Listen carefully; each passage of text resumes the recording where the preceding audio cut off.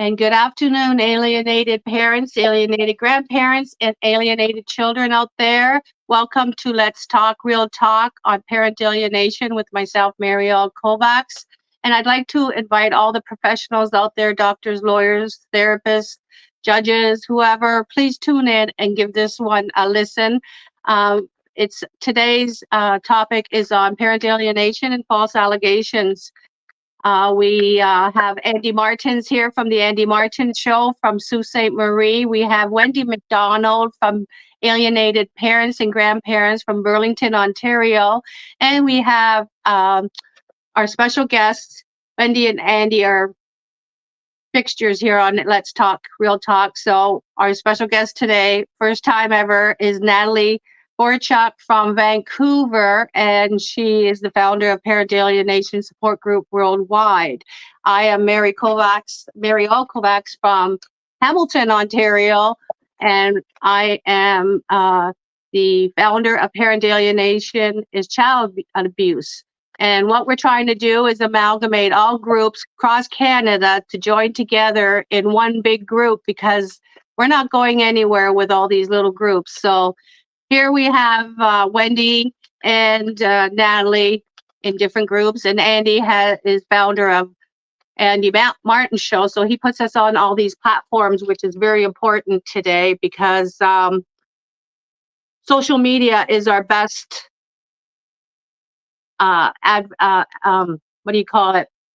way of getting to everybody, because this is a worldwide pandemic what we're dealing with. So with Andy's platform, mine, Wendy's, and Natalie's, we are doing probably a couple million people today. So welcome everybody. Andy, give us a minute chat there before we introduce Wendy and Natalie.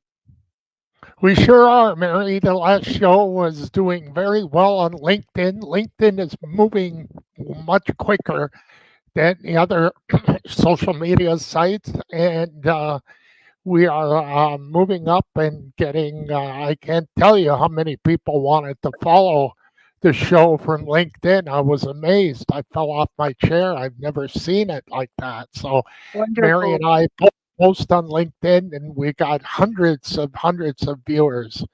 And yeah, I'm here to support you guys, although, I've known my wife for almost 40 years, but I'll tell you, doesn't matter. Mary knows the story. There's ins and outs and challenges, and but I'll tell you right now, false allegations, all that.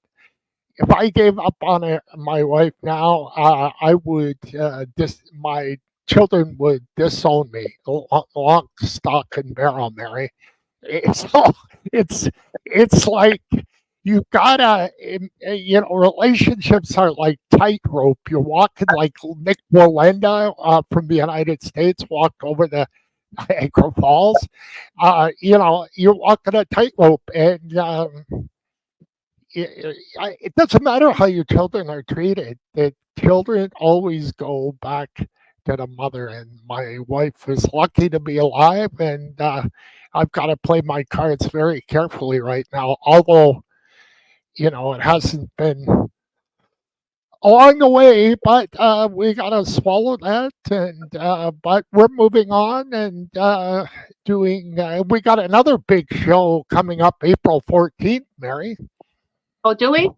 Yeah, from the United Kingdom. Hey, you're the executive producer. Right. The You're domestic supposed violence. to know the ins and outs of this stuff. Well, I was Mary. going to announce it, but you caught me off guard, so I am ready for it.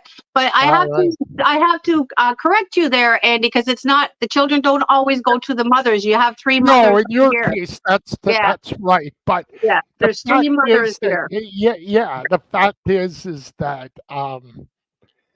yeah, in Natalie's case is somewhat, she's got a split there, the daughter and but most of the time in a non-high, I gotta rephrase that, a non-high conflict divorce, um, that seems to be the case. But again, having said that, things have changed in the last 40 or 50 years as well. You're right. I know my ex-husband was alienated for 64 years now. Coming up, he will be 65 this June. I mean, that's hard to take when you grew up with no father, and they learn bad habits. They punish other families, other kids because they don't have a parent. So these kids are set up for life. Wendy, thank you for coming. Thanks for having me. It's nice to be back. You're welcome. Thank you. Tell us about alienated parents and grandparents peer support group. Well, I'm the founder of Alienated Parents and Grandparents Peer Support Group. We do have Zoom meetings every other week in order to support and strategize on advocacy work.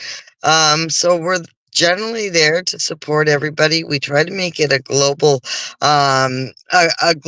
phenomenon because this is a global pandemic. So we want to bring everybody in from other countries and all work together in order to find solutions. Because as we notice throughout the legislation and parliament, usually what happens is when a law is changed in one province or one country, there's a trickle effect and it ends up working its way around to other countries as well. So that's what we will try to do, is try to get everybody together and vocalize and just speak out, tell your story, and keep sharing. Because when the longer you talk about it, the more you talk about it, the more you're going to find more people that have common traits and things that have happened to them that are in similar a state as you are, and they don't know what's happening because they haven't heard about it, they aren't experienced in it, and they aren't educated in it. So our job is to educate the world and make changes within the law in order so that our children are truly protected and not become a casualty at war. And that's what I call it, because they are stuck in the middle of a war zone. And it's like the emotional damage and the trauma that is created by them, it doesn't go away the older they get. The older they get, the trauma gets worse. So if you really want to protect your kids, you've got to speak out, because now is the time to do it. And the best time is, it's coming up April 25th, is National Recognized Parental Alienation Day. And what we're hoping to do is to have marches, rallies across the world and go viral, and everybody record it, connect it, and let's make a big impact and change the world for our kids, because the future is going to get worse before it gets better. Absolutely. You can't put it any other way than what you just said, Wendy, because our kids, between the three of us, I'm 18 years alienated, you're 13, and Natalie is, I think you said 5, Natalie? Currently 3. 3.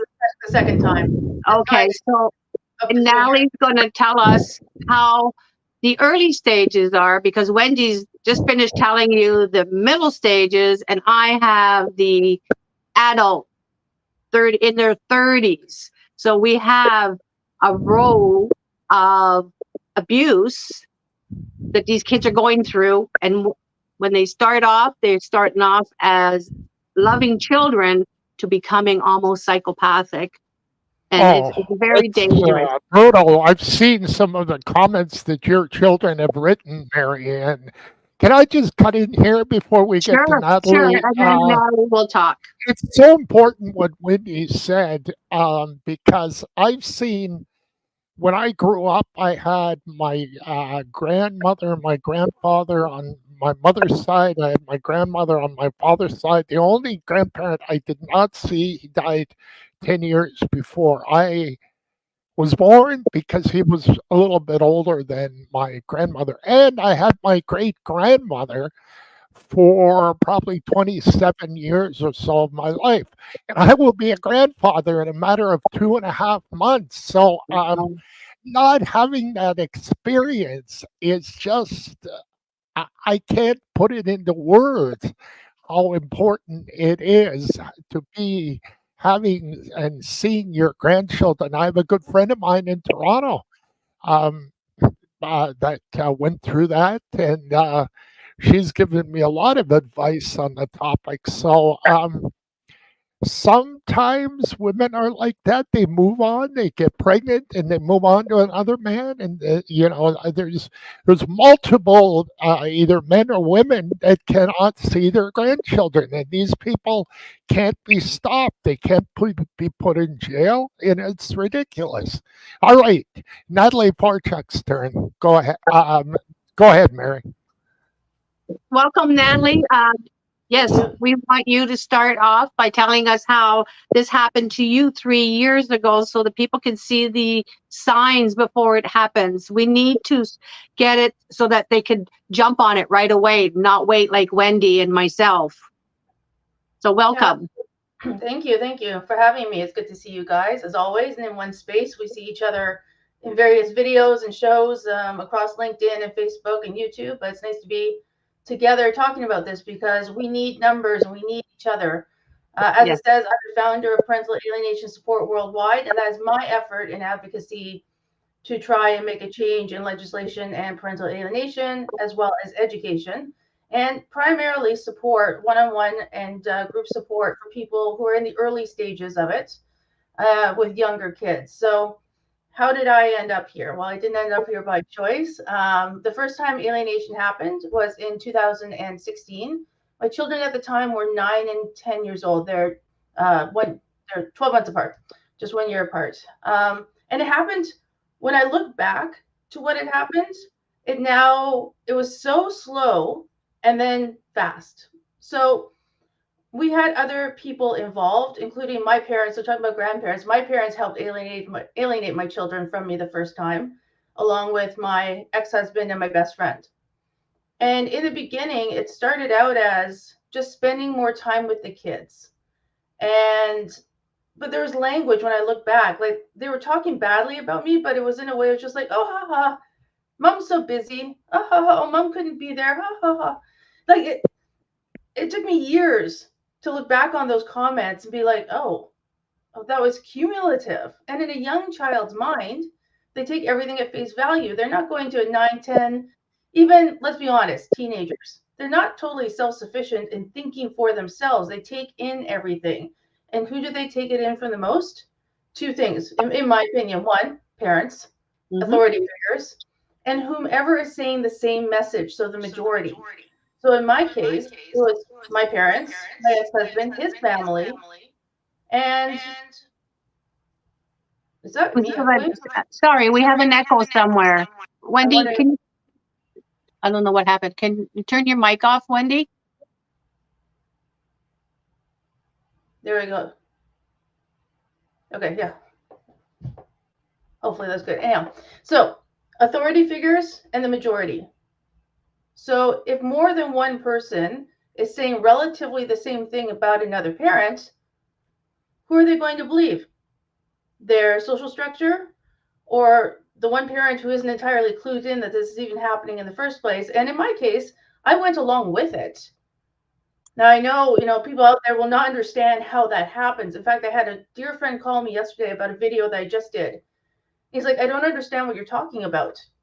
I don't understand what you're saying and I was talking about this exact thing, like how it's so insidious. It's like little tentacles. And then the next thing you know, suddenly your children don't want to talk to you. They don't want to spend time with you. If you're split, divorced, in the process, they decide they want to be more at mom's or more at dad's. Then they just start to withdraw. And mainly what I find is withdraw in language. So where you used to have a conversation as much as you can at 9, 10, 11, ask about their sports, their friends, their teacher, their homework, what's on TV, Pokemon, whatever it is, you suddenly start to get one-word answers. Fine, okay, yeah, okay, gotta go. Then when you try to reach your children through the parent, there's, well, Charlie's busy. Or Emma just got home from swimming. She's tired, she needs to eat. And Charlie needs to do his homework, maybe some other time. And it's always couched in like a softness, like, and you want to respect your kids because they're tired, right? As a parent, what are you going to do? Force your child to be tired and have an exhaustive conversation with you? You can say, no, let Emma rest. Let Charlie rest. And before you know it, suddenly there's no contact at all. It's that simple and that complex. And that's what happened to me the first time. I was very fortunate. I was living in Ontario at the time. I had a judge, a seasoned judge who's now unfortunately retired from Milton Court, that recognized parental alienation and ruled it as PA. I had no clue that that term even existed. I didn't have a hot clue that there was even a name for this, or what to do, or what to say. Got through that. 3 years ago, my now 18-year-old son was alienated from me again in a story I won't get into here. It's fairly complex. I have my 17-year-old daughter here with me in Vancouver, and my son still lives with his dad, and I have not spoken to him or heard from him since. Dad won't facilitate any communication. He says it's up to my son to communicate with me, and he won't give me information. I'll email about school things, email about trips, email about grad. My son graduates this year. I don't even know what he looks like. I have had no pictures for 3 years. That's not right. I don't care how much a parent, my ex-husband can hate me. He can hate the ground that I walk on. Fine, that's between him and I. And we're not married anymore, so it doesn't matter. But this matters. It does. Not see my son for 3 years, not know what he looks like graduating, not know where he's going to go to school. I don't know if he's driving, dating, working. You know, teachers have been turned against me. I can't get information from teachers. I will get report cards and that's it. So, and that, again, it's just to simplify, it's not right. And here's the thing, everybody out there who's listening, professionals or non, who don't quite get what I'm talking about, it is happening the world over. I speak to people all over the world, from Australia, from Japan, States, South America, Alaska, Antarctica, like everywhere, literally everywhere in the world. And we're all saying the same thing. And yet it's being dismissed as it's a you problem, not an us problem, as far as the court system goes, as far as the police go, enforcement goes. And now we're starting to layer in generational trauma. We're starting to have it trickle to grandparents, not just parents. Now it's grandparents and then great grandparents down the line. So this is something that we all need to collectively be holding hands and shouting it from the rooftops, not only on April 25th, although we certainly will do it that day, but every single day to bring awareness to it. And I do believe that by doing that, we can do it. We just have to do it together and not let it slide. Mary, you went along with this too, didn't you? Much like Natalie. You guys didn't move quickly enough when it Yes.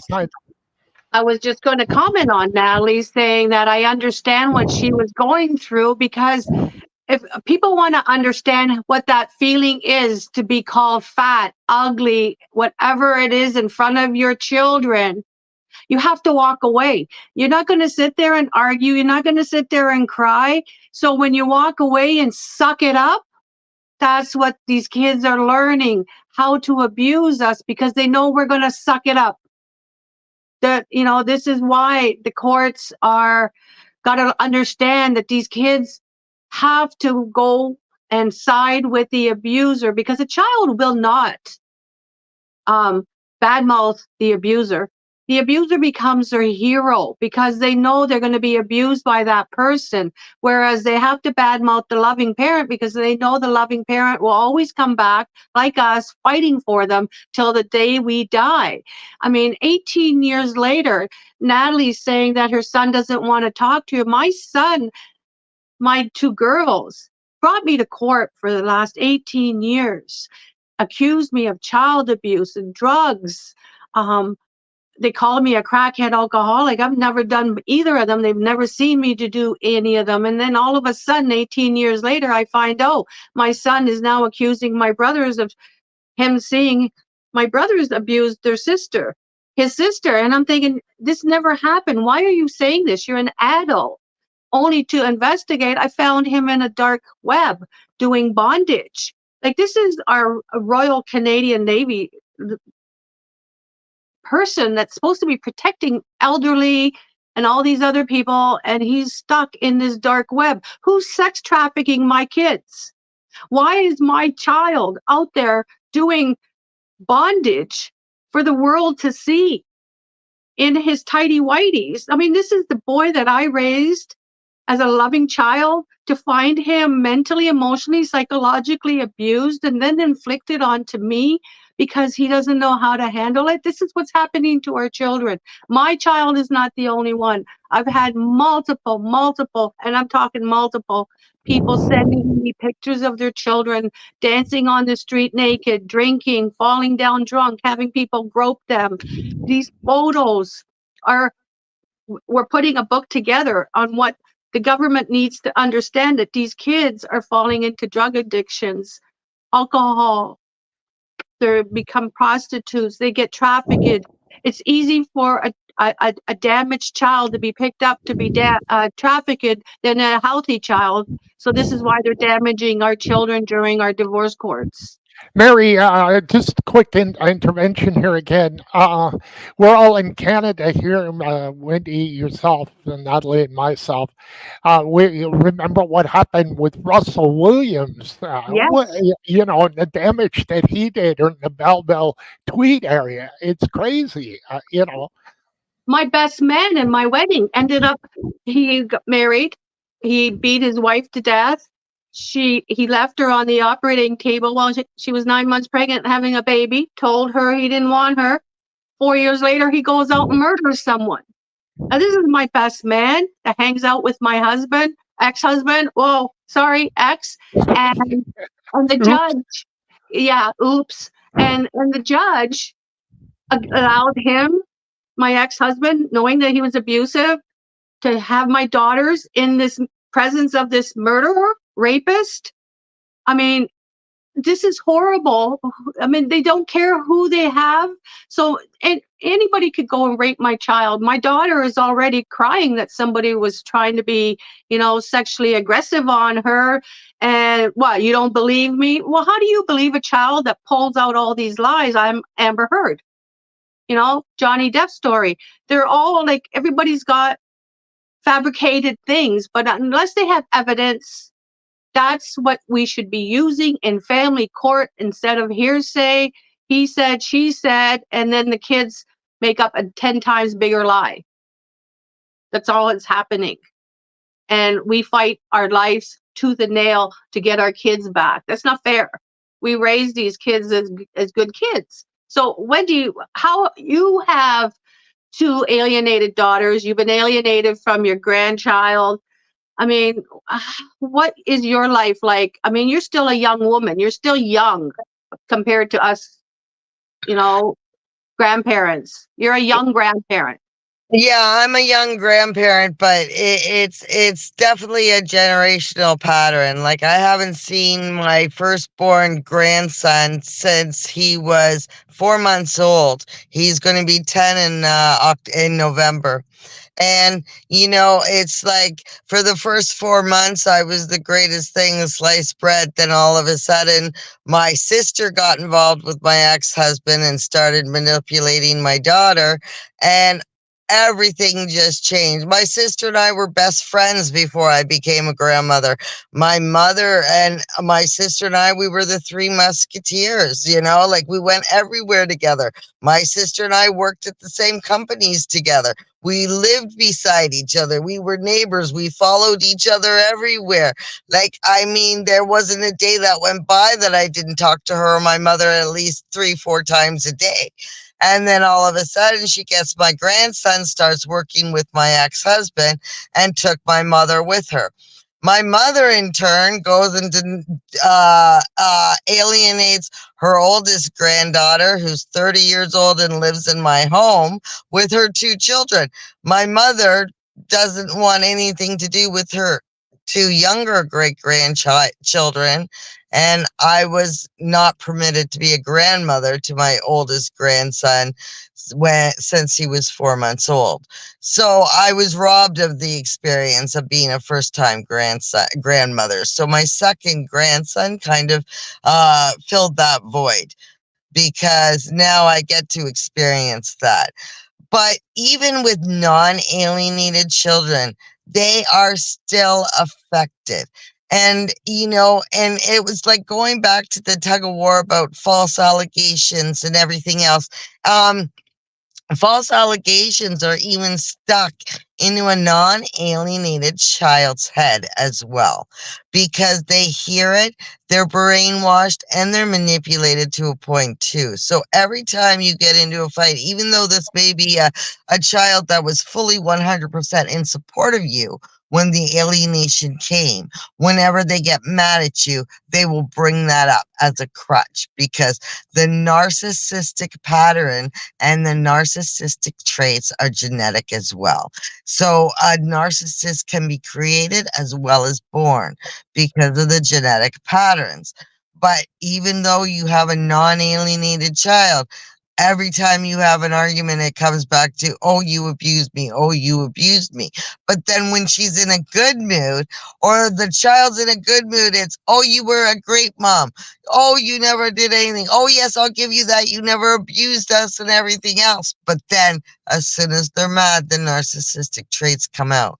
So it affects everybody. And even though you may not be alienated from one of your children or several of your children, and you may be alienated from the other one, the alienation is still a very high probability, even with the non-alienated one.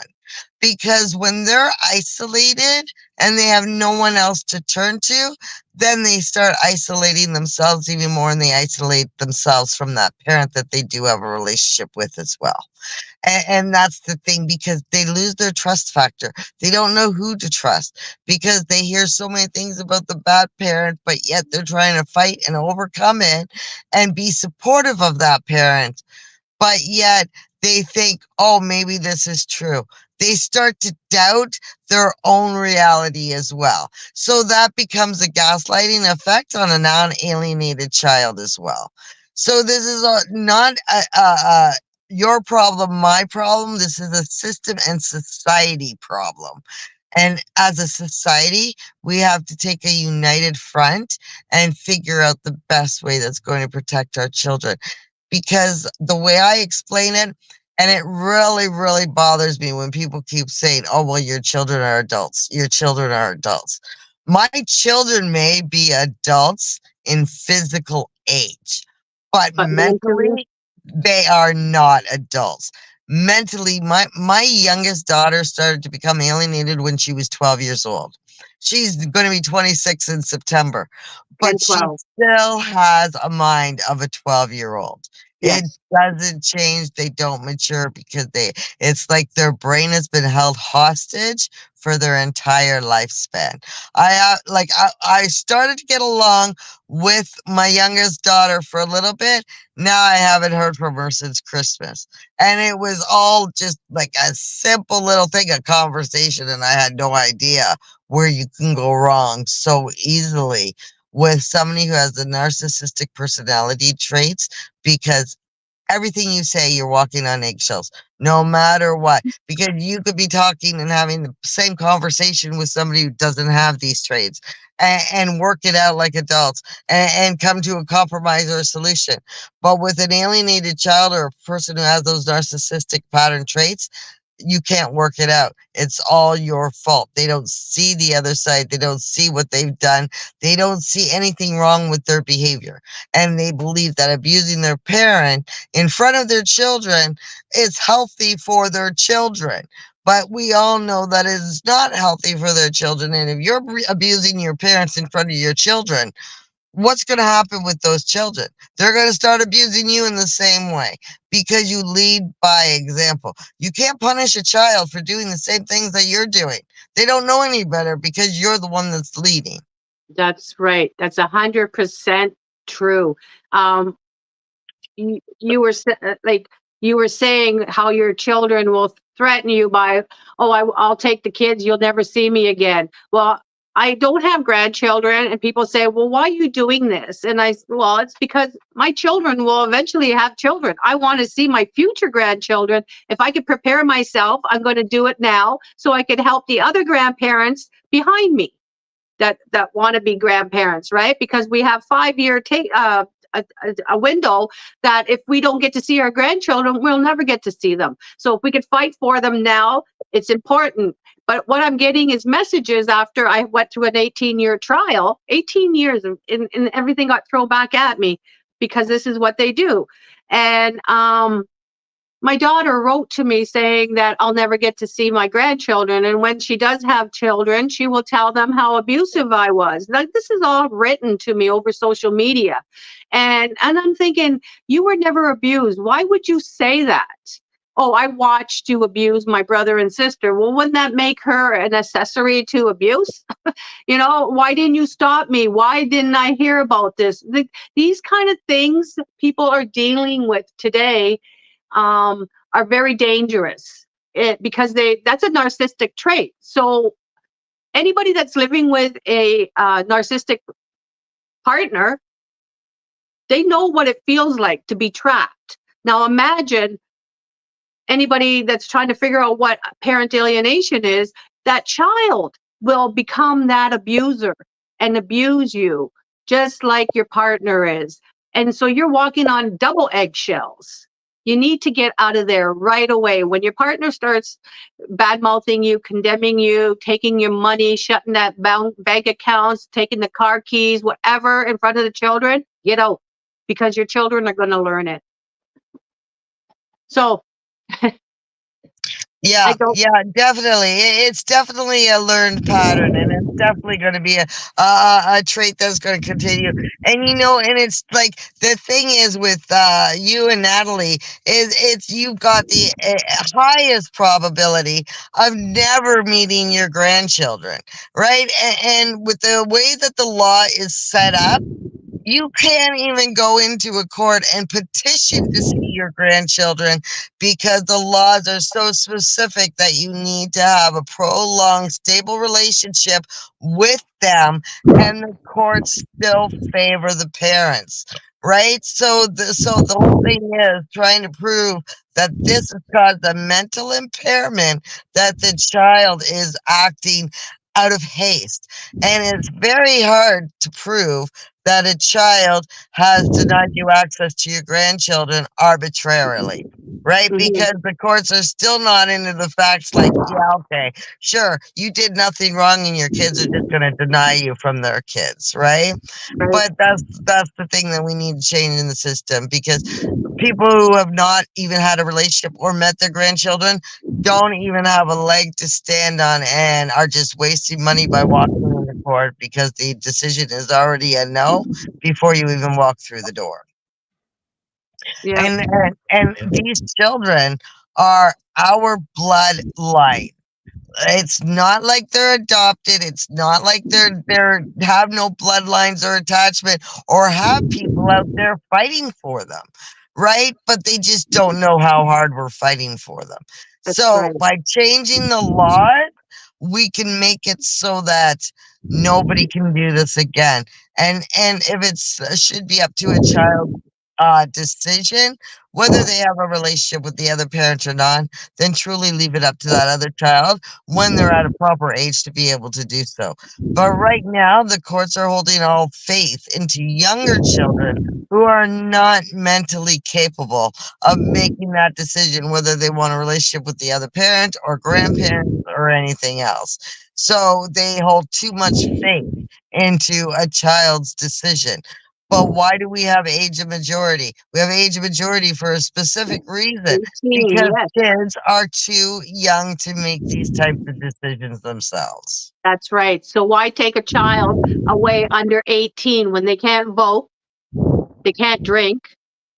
19 is drinking in Canada, 21 in the States. So why would you take a child, 14, 15, teenage, impressionable children, when they need a parent at that time? They may go, one of those, but at least they know the parent is in the house, right? So when they have no parent there, who are they going to about?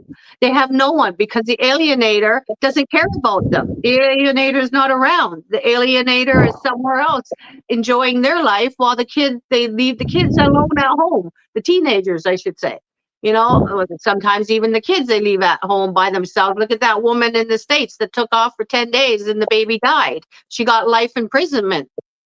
I mean, who goes away for 10 days and leaves how old was the child? A 12-month-old And I alone? don't even think she was that old. Okay, she wasn't even that old. She wasn't, she was still in the crib, but she left her Yeah. for 10 days. I Yeah. mean, mental health is a serious issue because you have to be mentally insane to, or some kind of mental health issue to leave a child at home. You know, like you don't even leave them for 10 minutes. This lady left her child for 10 days and the baby died. So, what was her upbringing like?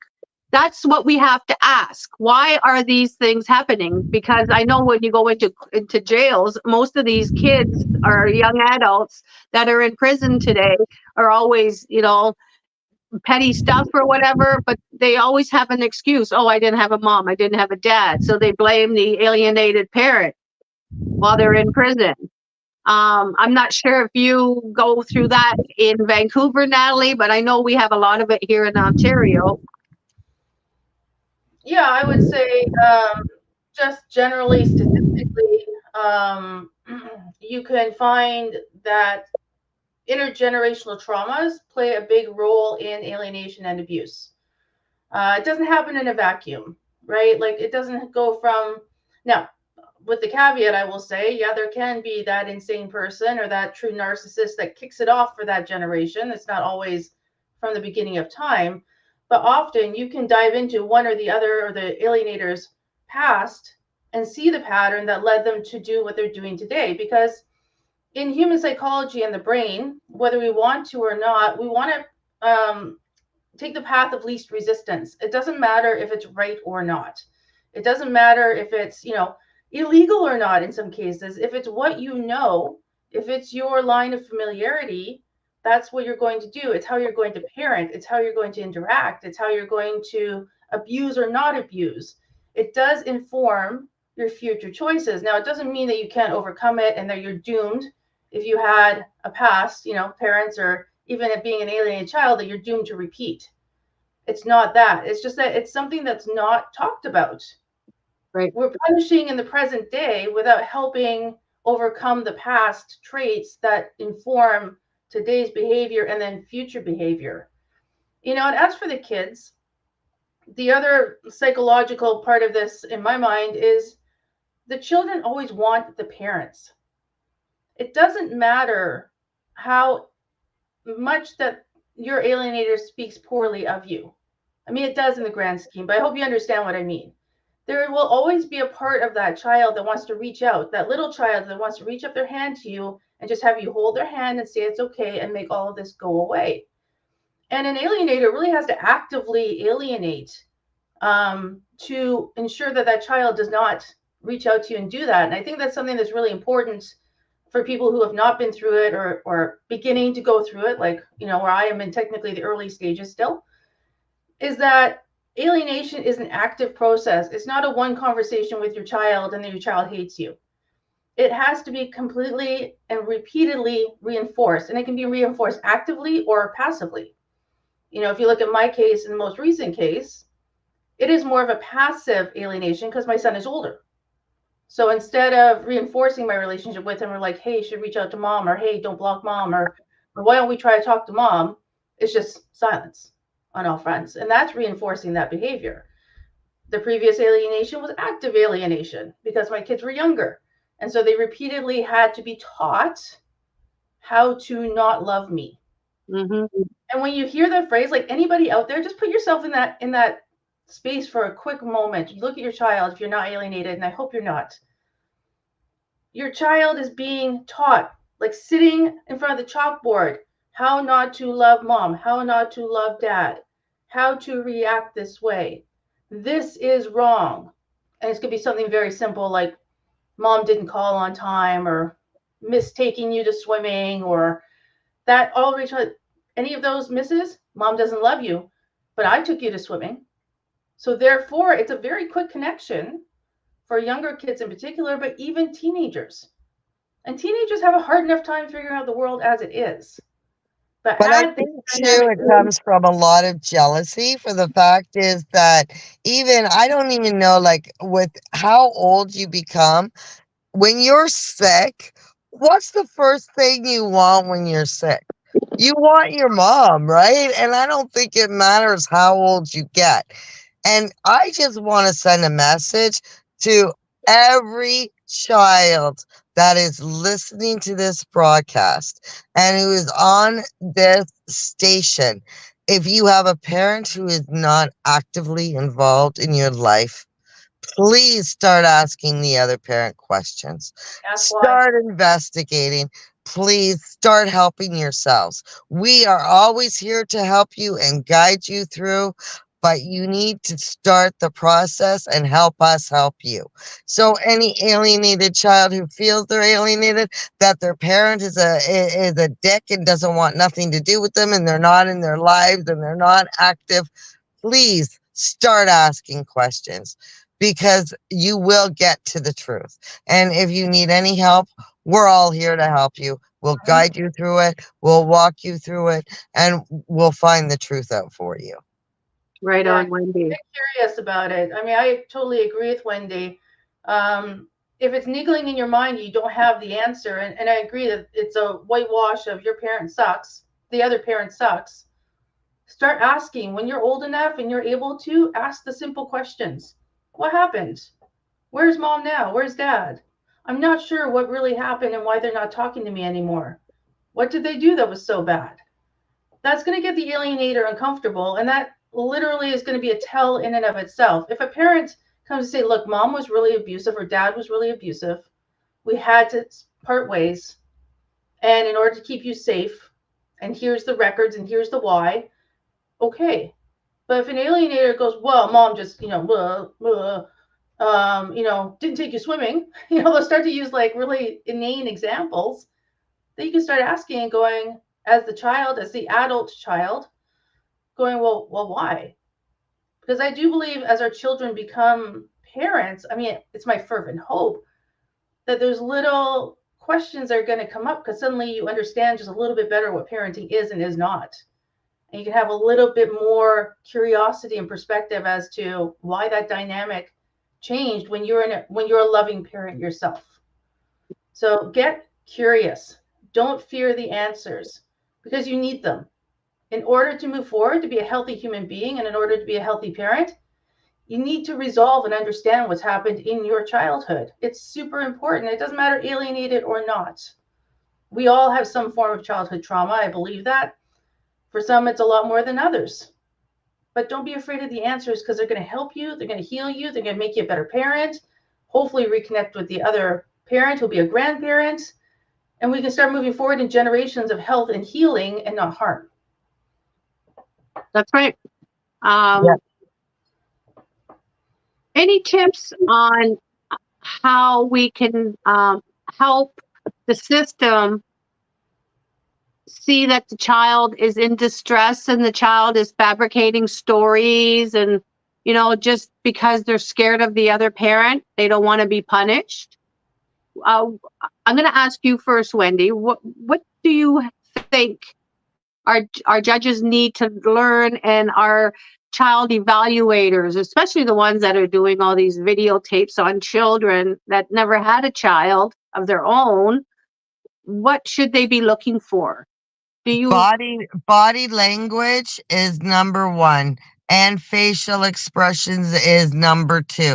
Look for the body language because you can always tell if a child is nervous or uptight. They're going to show it. If they're relaxed and calm, they're going to show it. But the problem is with understanding the difference is many children actually believe what they're saying. So to them, they are not lying. That is a fact in their mind. So you may need to go above and beyond the child in order to figure out what is the correct facts and what is the correct truth. Because these children are so badly brainwashed that they do believe what they're saying. So there's so many keys that you've got to watch. But number one, body language, facial expressions, they're going to show. They have a tell. If they're saying something and they make a smirk, well, we don't generally make a smirk when we're telling the truth, right? So it's like that is right there is a narcissistic pattern, a narcissistic personality trait. So there's tons of signs, but we've got to open our mind and we've got to clue into them, especially when you're talking to a child. Because it's just like any hostage situation, these children are being held hostage. And Absolutely. they don't know what the truth is. By that time, they believe everything they're saying because they believe the alienator. And the alienator is all about conditions, right? It's conditional love, conditional love. They don't want to take off the alienator because they know there's conditions on their love.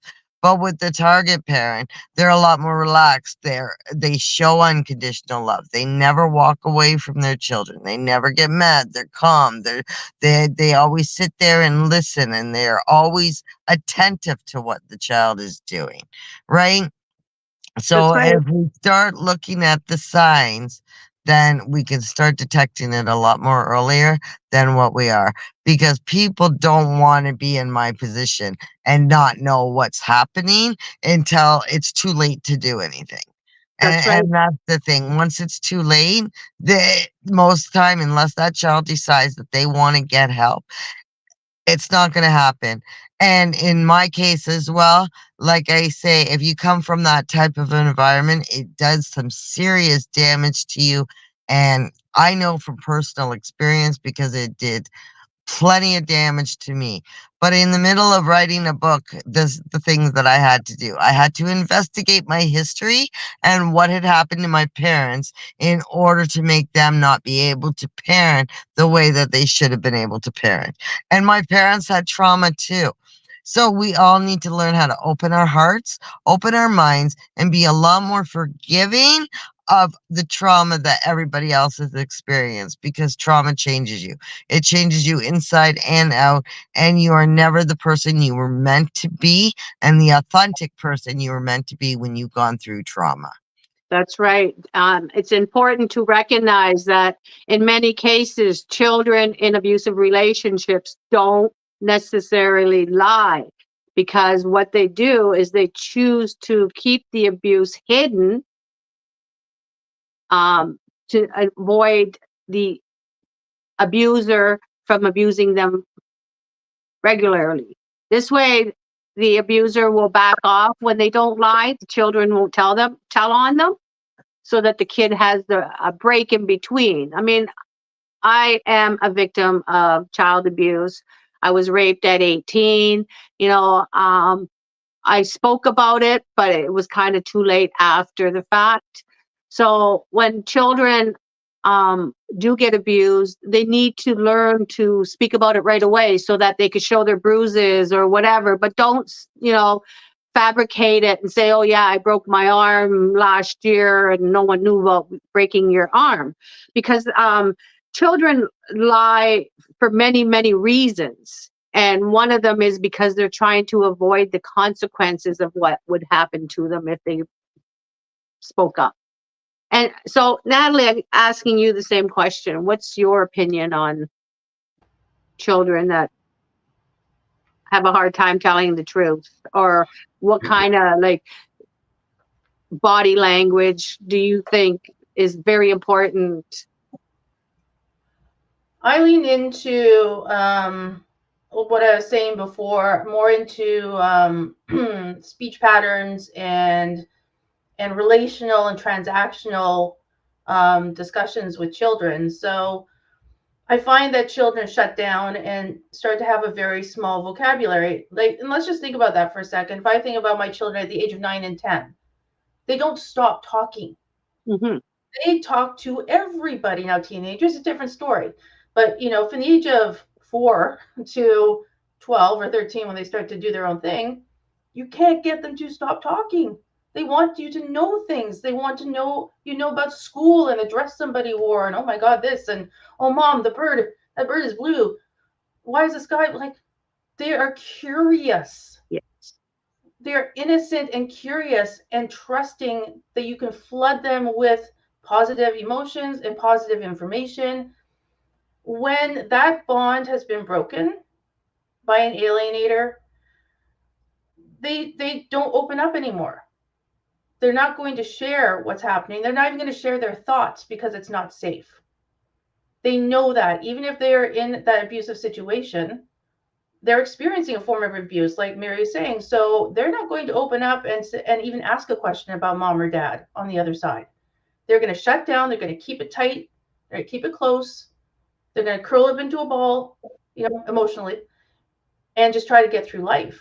And then at some point, as adults, they'll come up for air and go, they missed out on being children, so how can they parent? They can only parent from what they know. Mm-hmm. And that's where we get into the intergenerational trauma piece. And I agree with Wendy. One of the things about parental alienation that people don't understand when we talk about trauma, it's intentionally inflicted trauma. World War II was traumatic. Nobody had control over that. A select few, right? If you were in a war, that trauma affected you, of course. But this is a trauma that doesn't have to exist, period. That's right. It is manufactured. It is careless and without thought. And it's so intrinsically and horribly harmful to our children, now moving to our grandchildren. Like I said, we're just going to keep going down that rabbit hole until it becomes a worldwide epidemic. And it already is. It's just a really quiet one because people are abused and they're afraid to speak out. I spent years being afraid to talk. Years. I can't tell you even 2 years ago if I could be able to do a show like this and speak freely. Doesn't mean that may not come back on me. It may. I'm just tired of being quiet. I'm tired of being afraid. I'm tired of my children being abused. I'm tired of not seeing my son. Yes. Right? Like I'm over it. I'm over being quiet because being quiet doesn't help our children. It doesn't. Yeah, exactly. You're so right. Yeah. It's a very hard topic. I mean, we've been doing this Let's Talk Real Talk for 3 years now, and I've heard so many tragic stories. I put mine aside, but I still speak about it because I know my children are adults, and I had to go through horrific court cases. This is why I spoke about it, because I was brought back to court 3 times since the divorce, and that should never have happened. And they were seeking money. Because the judge didn't order child support, it didn't mean I didn't give my kids money. I opened trust funds for them. I had to get sued for them by the kids to get them when I offered them to come and get it, or I would go and give it to them. But no, I had to go through the court system in order for them to say, my mom had stole all our school money. This is the kind of things that these kids are conditioned to do. I mean, a child would never learn that they have to go sue mom to get something. They just ask mom or they ask dad, right?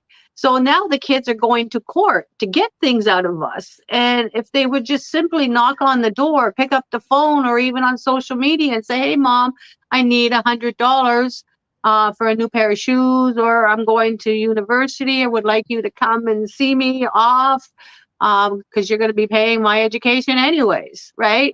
So why take that kind of thrill away from that loving parent, even their wedding day? When the wedding day comes, most of us parents aren't going to be at the wedding, the graduations, the births, baptisms, communions. I mean, I went to Wendy's communion. We got to see her grandson for the first time in 7 years. And I got assaulted by the alienating uncle pretending to be the child's biological father. And it was the most horrific thing I had to go through, because as a woman, a senior, and an elderly disabled, I got beat up by a man. Thank God I had my phone videotaping it, because nobody would have believed it. But in front of children, doing a communion, this father took away the glory for many, many parents out there, and also for Wendy. I didn't get to finish the video taping on Wendy, but I did get a beautiful video of all the children walking down the aisle, because that's what I do. I am a photographer, a videographer. I've been, trained to do all this stuff. So I go on my own to get abused by Wendy's sister and her brother-in-law. And, we can't even go to a function of our own children without being accosted, being verbally abused. I mean, who goes to church and gets assaulted?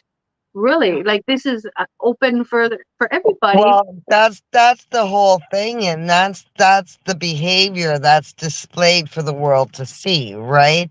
And sometimes you have to take those chances in order to discover what the outcome is, because normal people just don't act that way around so many witnesses in front of a church, in front of like a statue of Mary, especially coming from a Catholic upbringing, right? But Normal people just don't behave like that. If I was in that position, I would have just said, I'll deal with it after.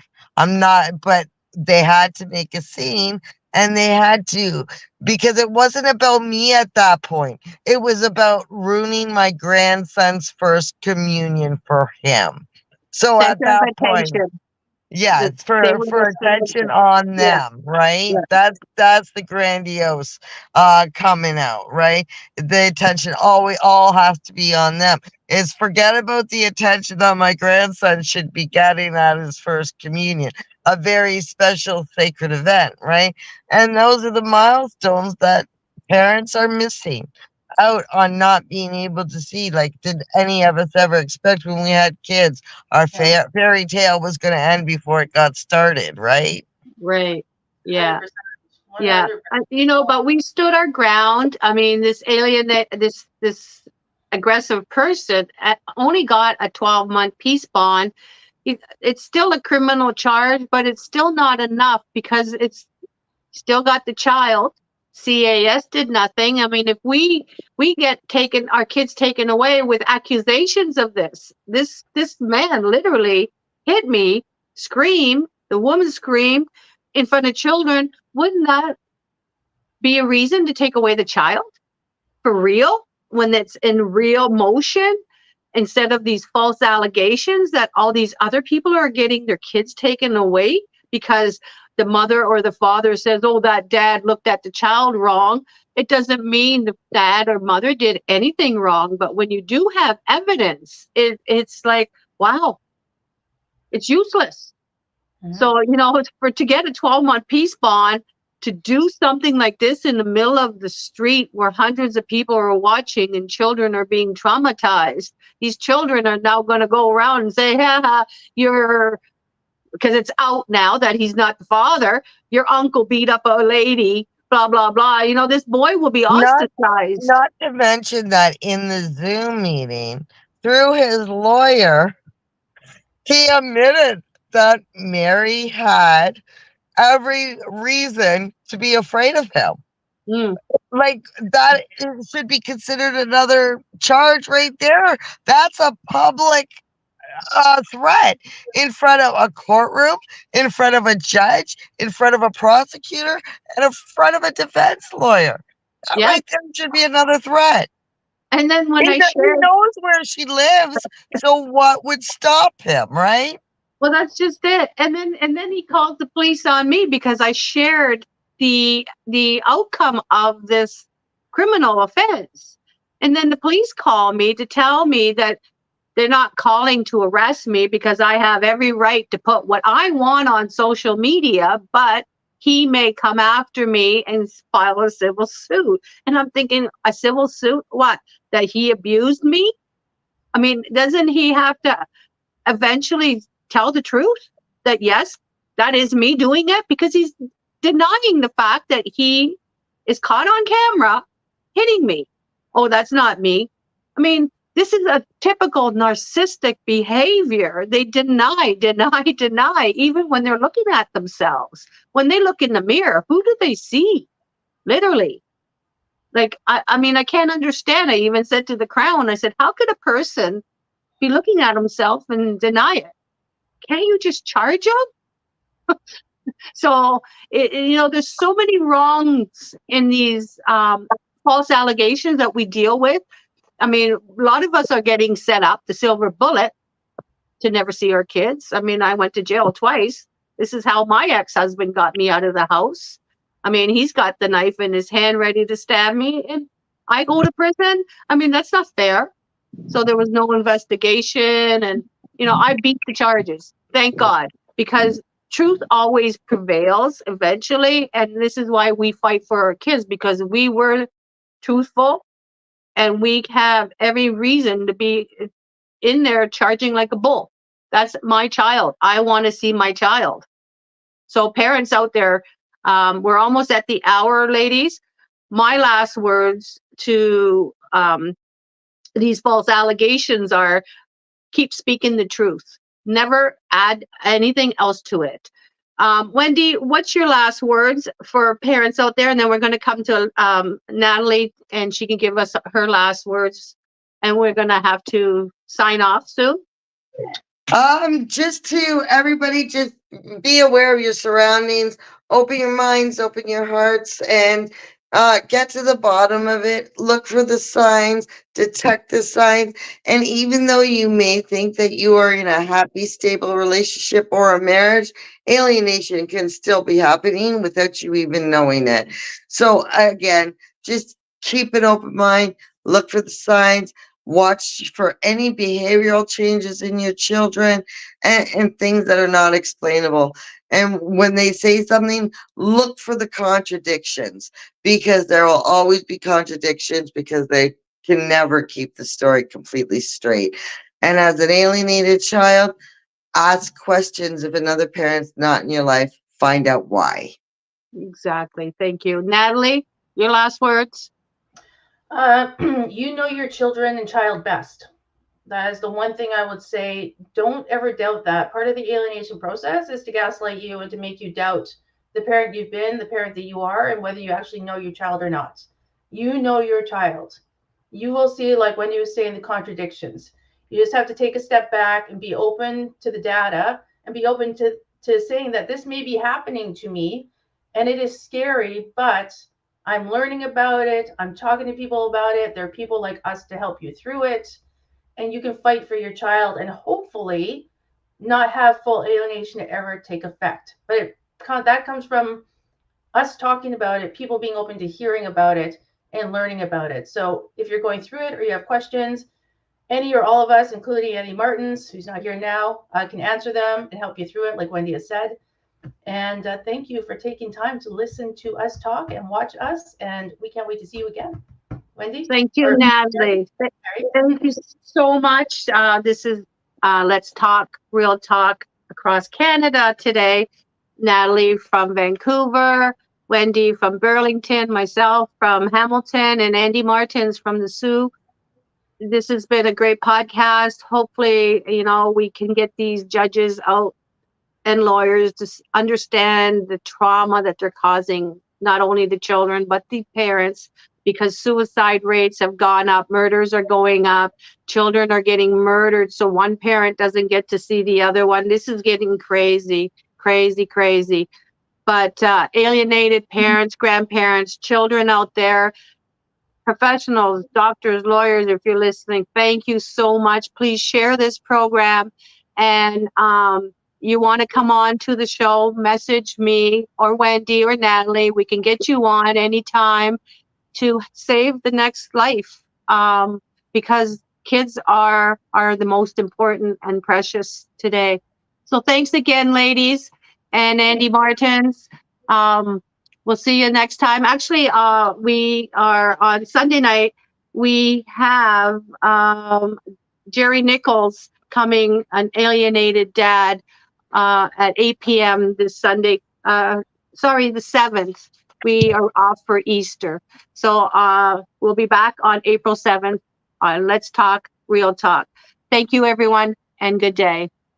Thank you. Goodbye. Bye, everybody.